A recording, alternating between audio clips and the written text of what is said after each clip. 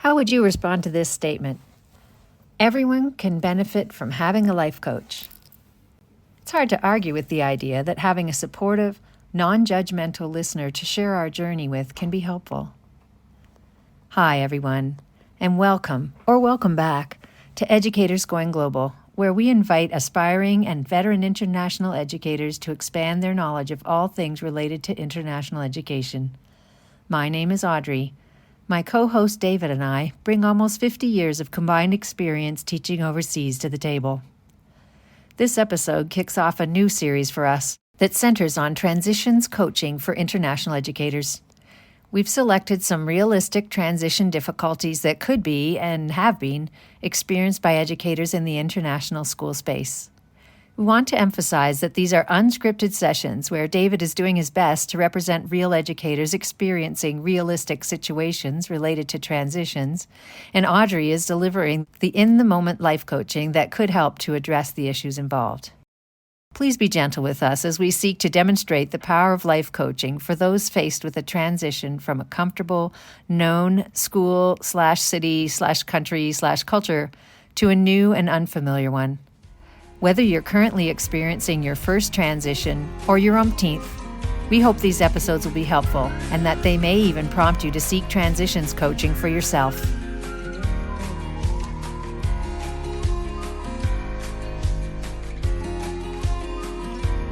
Hey, David, it's nice to see you again. Hi, nice to see you again.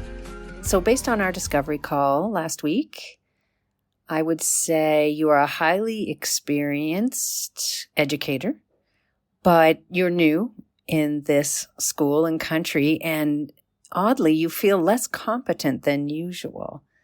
Somehow the systems are different, the expectations are unclear, and your usual confidence isn't accessible. And there's a quiet voice in your head saying, I should be better at this by now. Does that sum it up about right? Yes, that's right. I'm just feeling uneasy. I feel like I'm in over my head maybe. It's just everything's so different than my last school and the school before. I guess between the schools, I could handle the new things. And now I'm just feeling the systems, the expectations, the way the school runs. I'm feeling like I'm not jibing with it. I'm not connecting with all the different moving parts. So I'm feeling pretty frustrated. I don't know what to do. I can't really, the other people in my department, I'm embarrassed to share this with them. I don't want to look incompetent.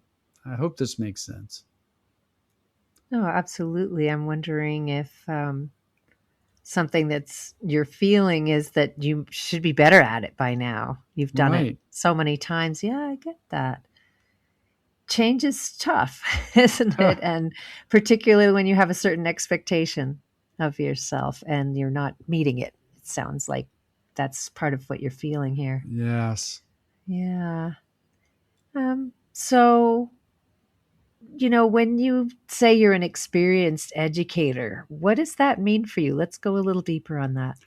All right. Well, so I taught in my home country for about 5 years, got a master's degree, and then I went overseas, and I've been at 3 other schools, one school for 4 years, one for 5, and then my last school, man, I was there a long time. I guess it was like 8 years I was there, and it was awesome, and it was a good place, and I felt comfortable, and I was a part of building some of the programs and just had a voice in how things worked, and just it felt like I was at home, and I knew my stuff. And I got good feedback from my students and the administrators.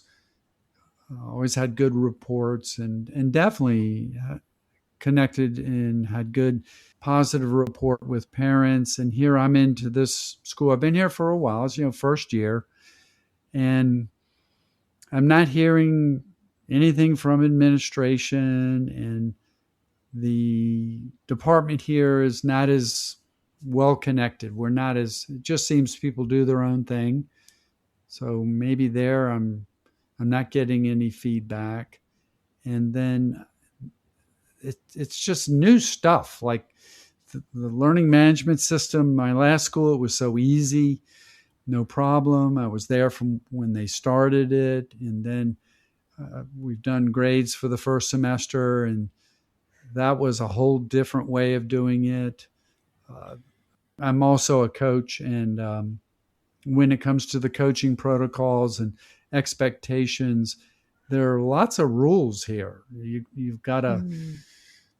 take attendance, you've got to report attendance, and I'm going, man, my 8 basketball players are here, and I've got to send in attendance. I don't get it. So it makes me Mm. feel like, what am I doing wrong that I don't quite fit? Interesting.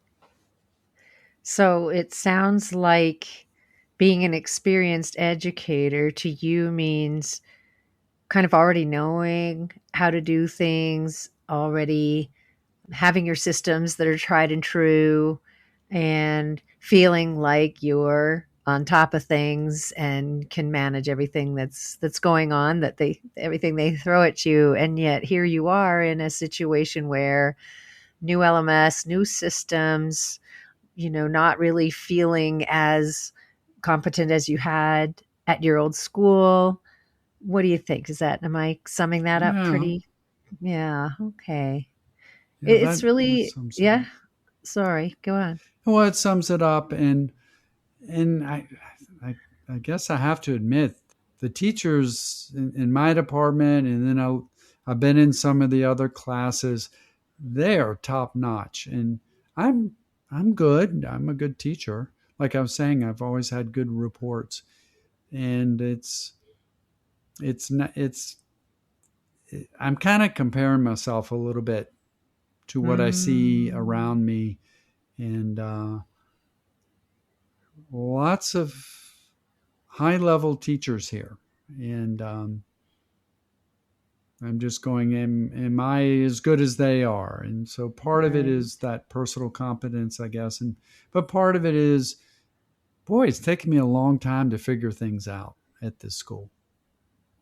So I hear you. I think that um, it's tough to feel like you have, first of all, you have so much to learn at a new school, and things are not the same as they were, and then to kind of question your competence. And boy, is it ever hard to keep ourselves from comparing to other people. That's a tough Right. one. So I feel you there. When you think of an experienced educator as someone that is kind of already on top of everything, where might that identity be helping you, and where might it be limiting you? Ooh, that's good. Well, the word that comes to my into my head is maybe overconfidence. So it is helping me that I'm able to be flexible and adaptable. And I thought I was really flexible and adaptable. Maybe I'm not. I'm in my 50s now, and it's so I've got to reevaluate that a little bit. But it's a positive that I know I can do it, and I am doing it. I'm doing my work at a good level. Uh, and maybe what I'm just saying there is maybe I was a little overconfident. Like I'm saying, my last school, I was there for a while. I had things figured out, and I was able to, if new things came up, they weren't such a big deal. But I tell you, Audrey, everything's new now, even though I've been doing this a long time. Everything's new. And Oh. it's something, and I'm feeling the pressure a little bit, that I'm teaching a higher level course that's new for me that I haven't done before. So I'm feeling some Mm. pressure there as well. And I'm saying I've got to be careful not to be overconfident, but I'm sitting here going, man, I'm not feeling very confident. I have to admit it. Oh. Well, I appreciate your willingness to admit that you're not feeling as confident as you have in other situations. And it does sound like this identity that you have of what an experienced educator, quote, should be, Right. can be getting in the way a little bit with your expectations, and you're comparing yourself even to your past self, not just your current colleagues, and thinking, wow, I'm, maybe not measuring up. And so that certainly is limiting.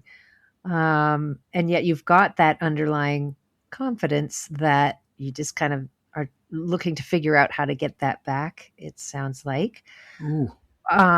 So I'm wondering, when you think about what it's like to not feel as competent as you were in your past school, just zone in on your body. All right. How does that feel? Where are you feeling that? I'm feeling that, now that you say it, it's almost like in my gut. It's just, when people talk about feeling kind of empty, Hmm. um, maybe that's, I'm not a bravado person that tries to hide behind that, but that feeling of kind of sadness that maybe I'm not what I thought I was. Maybe this idea of this identity of being this super competent international teacher makes me a little scared, I guess. And it is. It's in my gut. I'm feeling it right now, and Hmm. so I'm not comfortable with this, Audrey. It doesn't feel good. Yeah, well, I hear you. That sounds tough. So I'm wondering, if you were to think of this maybe as a stretch for you, you're out of your comfort zone. I compliment you for making a move after having been good amounts of times, 4, 5, and 8 years at various schools where you really were able to kind of get a full feel of the system, be comfortable, have all your colleagues and know all the systems. You stepped out of that and you made a choice to move on to a different place. So I compliment you for that. If you were to look at this situation as you're stretching yourself out of your comfort zone, what version of you is being developed through this stretch? Wow. I didn't even think about that. The idea of making this move to the new school. Give me a second. So it is my professional competence, and where I did take a leap. And I was a high school teacher. I'm a high school teacher again, but now I'm teaching two sections of this much higher level coursework than I've ever taught. And like I was just saying a minute ago, I'm realizing it's scary. And I I guess that's okay. I'm going to give myself some credit here. I took a chance, and I'm stretching myself professionally. Overall, it's working, and I'm doing it in a new place. If I did this at my last school, it probably would have been a lot easier because I would have been a lot more comfortable. And with this new place, I'm just not comfortable yet. I hear about transition stuff. I'm trying to better understand that. But yeah, this is a big deal that I'm really trying a new country, a new school, and new teaching. So yeah, this is a stretch. Sure. And when you talk about those different layers, new country, new school, new colleagues, new systems, so many things that are new, imagine all the ways in which you're stretching. And it sounds like for you, your professional version of you is what's really being developed here because you're going beyond in so many ways. So that's great to hear. What expectations are you placing on yourself in this new environment? Well, I'm realizing I'm realizing right now, back to what I was saying earlier, I didn't take it all in about all these differences, and it's just been catching up with me that I I need to have a little bit higher expectations on myself in this new environment, that I have to get my game better in this new job. So, in a way, I guess I wasn't aware of that. I just figured I've done this before, this teaching in international schools, and here I'm at a new place. I can do this. But I didn't really step back and measure what was going on. So I guess I wouldn't say it's like hitting me like a freight train, but it's getting me, what do you say, in the solar plexus a little bit here. And that's okay. Okay, now that I'm kind of more aware right now of what's going on. So does that make sense?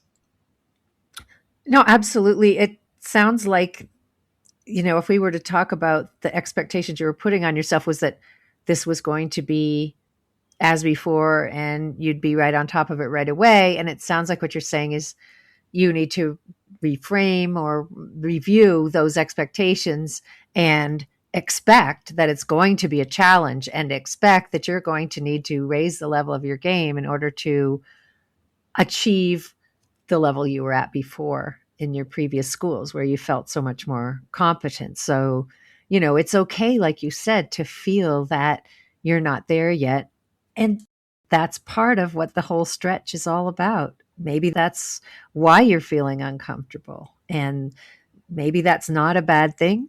And hopefully that's a temporary thing. And as you said, if you step up your game and really seek to get on top of some of these things, maybe one at a time, so we're not overdoing it, Mm-hmm. then you'll start to feel a little bit more competent in your new environment.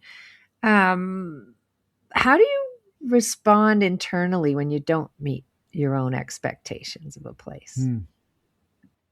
Well, I think, it's normal for a lot of us to kind of get a little upset with ourselves when we don't make things happen like we want them to happen, or if things don't work out, if I design lessons or an assessment and they don't really work out. But in general, I don't really get down on myself, because, kind of back to what we said earlier, my persona as an international educator, I kind of thought I had it all figured out. So there weren't that many times that I felt I didn't quite make it to where I wanted to go. And so this is just a whole new experience. And I've been getting down on myself. I guess I have to admit it, because I don't feel like I'm doing as well as I should be doing in the classroom. I can say in other areas outside the classroom, the coaching's working, and then outside of school, definitely enjoying living here. So the other areas I'm finding real success, but I'm now realizing I've been getting down on myself a lot because, hey, this is the first year I've ever taught these classes, and I wish I was doing them at, I don't know, 95, 98%, but I'm in the 80s. I know it. So I've been getting down on myself. Okay. Well, interestingly, I've done a lot of work with positive intelligence. And one thing that we talk about in that program is the judge. And we Oh, all have this judge voice in our heads that is very quick to judge ourselves, the others, or the circumstances. And it's kind of an automatic voice, too, that comes out. And so, what I hear you saying is that you are now becoming aware of that judge. That is a huge step towards saying to that judge, you know what? Thank you for your input, and I'm okay. I can do this. And, I don't need you criticizing me. That's not helpful in this situation. And, I appreciate your input, little voice, but I'm going to approach this in a way that is going to be helpful for me, not just sort of letting myself get down on myself. So I think that's wonderful. That awareness is so key. That's like they talk in AA when the first step is to admit you're alcoholic. So the first step is admitting to yourself that you've got that little nagging voice saying you're not good enough. And just being aware of that is the first step towards conquering that feeling. So well done. I like that. So if we were to kind of reframe this as a wish to, or a plan to kind of stay steady in yourself, even though you're temporarily feeling less capable, what would it look like to be both experienced and learning at the same time? Wow. Well, that's what we want to do as educators. We don't want to be stuck, and we want to be growing. And I guess I'm kind of going, I'm experienced, but one of the great things about international teaching is the growing part, that we're in new environments. We're getting, in most cases, at least in my schools, great PD. And what's fair, because well, at least in my schools so far, they're very high caliber places, their expectations to do well, to move these young people forward, to help them grow, to help them learn in my discipline, all disciplines. So that reframing makes a lot of sense, in the sense that that's kind of what I need to start thinking about here, instead of just not knowing what to do. Now I have a better picture of my situation, and I can be experienced, but I also can be learning at the same time. That works. So thank you for that. Okay. Well, yes, I think that's a really helpful reframe, and I appreciate your openness to holding both as true, because that's not always easy to do. So lovely. So what do you think, David? Do you feel ready to wrap it up for today? I do, and I'm just kind of going, why, why didn't I figure this out? But that's kind of part of my problem. I kind of thinking I've got a lot of the answers, but I, I don't. There's that judge and that fixed Yes. mindset coming up. Yeah, yeah. So I love that you used the word growth several times during this conversation. I think maybe it's kind of landing with you that this is a growing phase, and that's okay. And it's okay not to know everything and be on top of everything, and to feel like, yes, you're experienced and you're learning. So that's really great. So, David, as we kind of close here, I just want to first ask you, what value did you create for yourself during this discussion? I came to an understanding of where I am right now.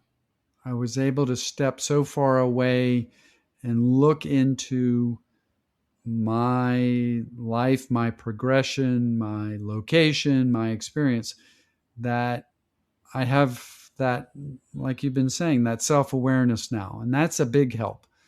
And I'm getting myself out of just that mind space, that spiraling. I'm not good enough.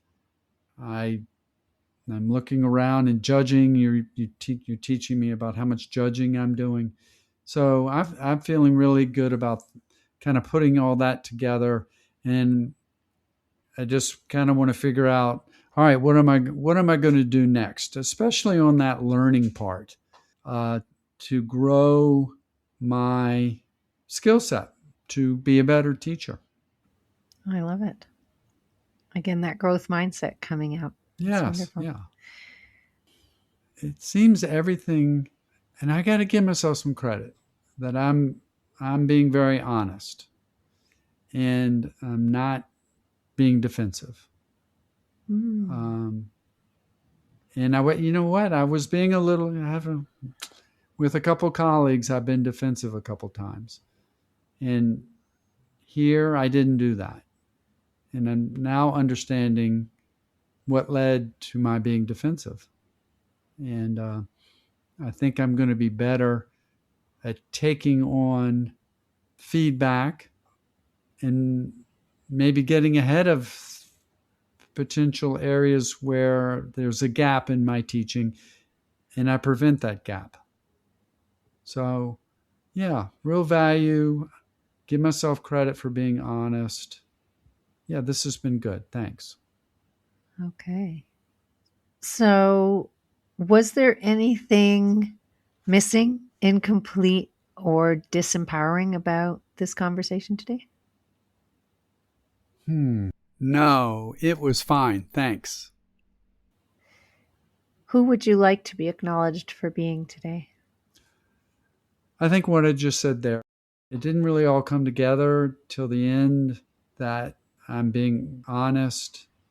I am open to criticism in general, but if I'm really going to be this experienced international educator on top of my game, I've got to open myself up more. I've got to be honest with myself, and I've got to be aware of myself.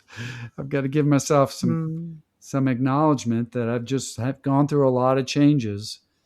And now, okay, there's some things I need to take on, and hopefully you can help me with that so that these feelings of competency grow in my work. Well, David, I want to acknowledge you for your willingness to share and your courage that it takes to be so open and honest about how you've been feeling. And I really want to acknowledge your shift into more of a growth mindset about this, and to say, yeah, sure, I'm experienced and I'm a learner right now, and that's okay. And get that perspective to give yourself the grace that it'll take some time.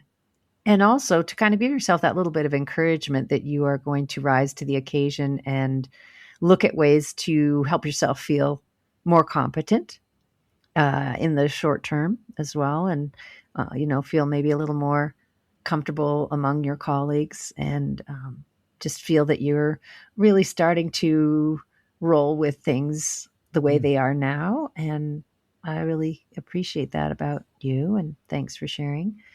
Is there one small action that you'd like to commit to before we meet again?